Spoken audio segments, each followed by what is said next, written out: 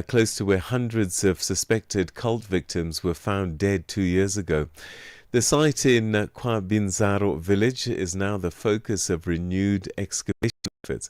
And to help us understand this story a bit more and this new development, we're now joined live by our correspondent in Kenya, Alex Kairie. Alex, thanks very much indeed for joining us. Thank you very much, Peter, and welcome once again. All right, walk us through what you're seeing on the ground right now. How many sites have been excavated so far, and what's known about the condition of the bodies recovered from these shallow graves? This is part of the Shakahola cult tragedy that happened actually in 2023 when it was first reported. And so far, they talked about 5 bodies being excavated yesterday, but so far it's around 7 bodies that have been found. And some of them are actually quite fresh, which means that they were buried recently. And this is being linked to one of the former followers of the sect who survived the first killings that happened, or can we say maybe mass suicides, because most of the people that died out from starvation, which was self-inflicted in a way.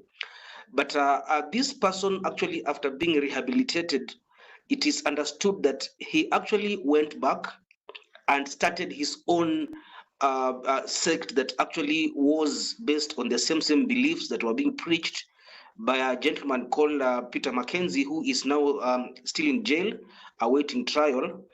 But still, it's only one site that has been excavated.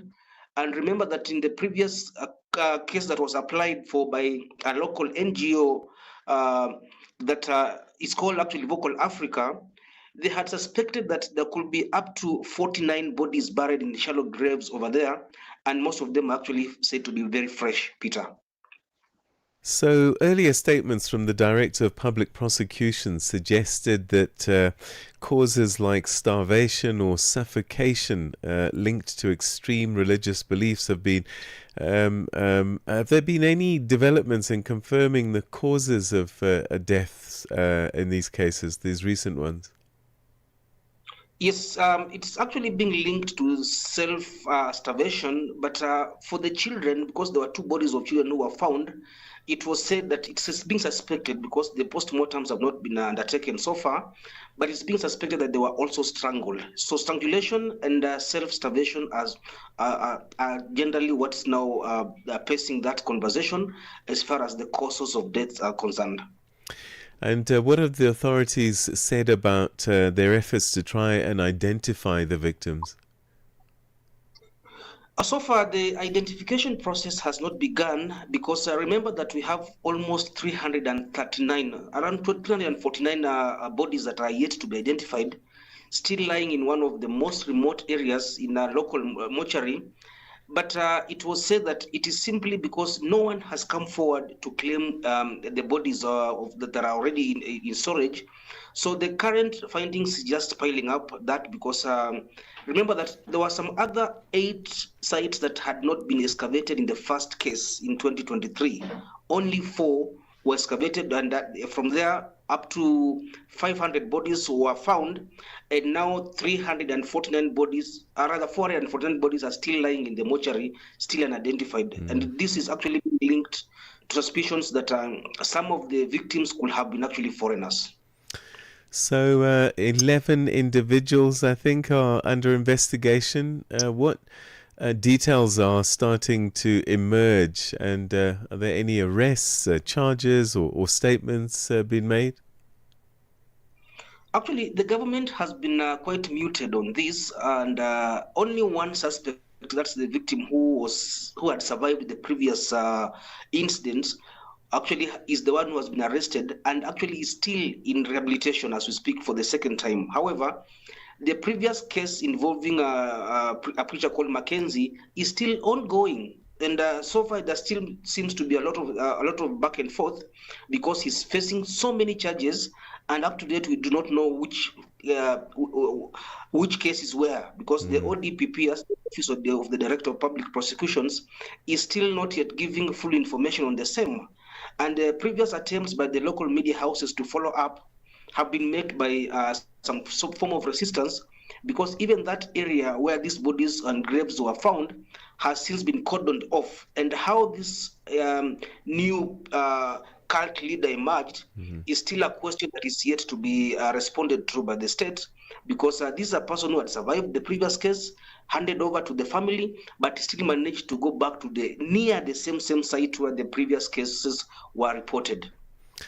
How is the local communities around Malindi reacting to these discoveries? I guess in many ways it might be reopening deep wounds from the last round.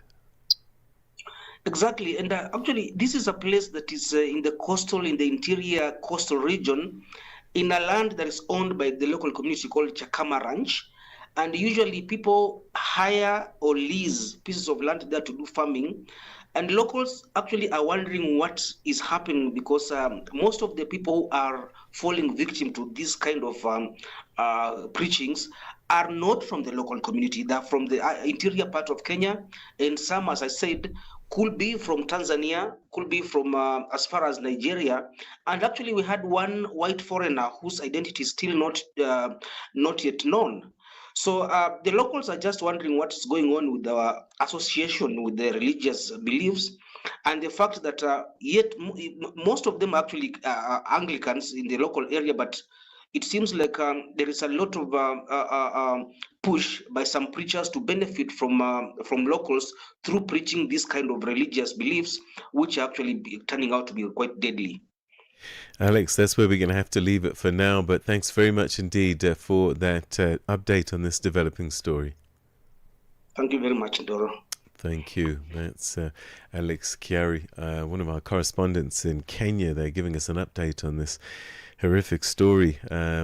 More bodies discovered in that mass killing of that cult group a few years ago. More bodies being discovered. Africa, meet Abedi. Yeah, that's me. Abedi is a music lover through and through. I really love African music. He's got a taste for all kinds of tunes.